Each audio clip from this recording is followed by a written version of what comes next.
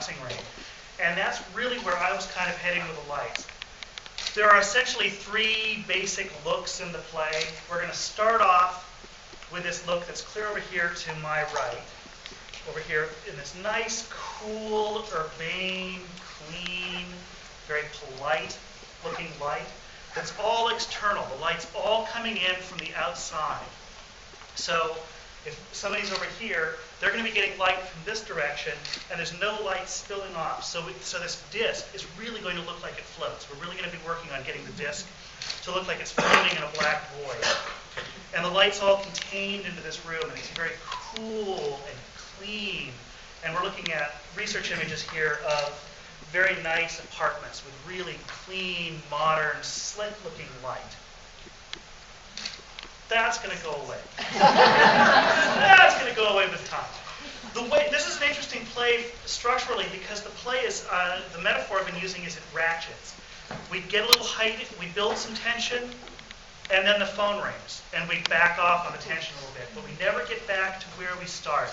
And there's this constant sort of sawtoothing, moving forward, moving up in tension, until we get this great, tremendous fight, at which point we're going to switch over to light that's coming right straight overhead, spilling out toward the audience. It's gotten hot. Instead of being cool and clear light, we're going to get it really, really hot and really violent looking.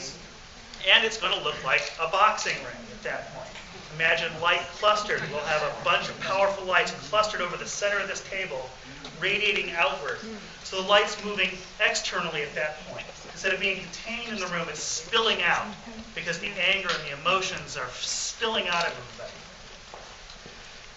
What we'll be getting to along the way with this ratcheting is sneaking this in and then backing off into the cool light. Sneaking that in and then backing off to the cool light until we get to the big fight.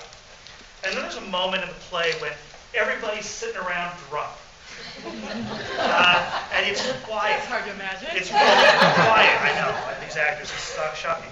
It's very quiet. So what I'm going to introduce at that point is what I'm calling my stasis light, which is more like a very general, soft, even light that's without a lot of form, but it's light coming in all the way around the actors that's essentially colorless.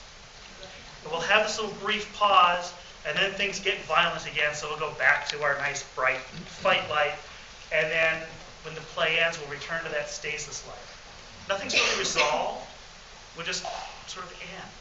And so I want to end in this light that I'm likening it to a visual representation of silence.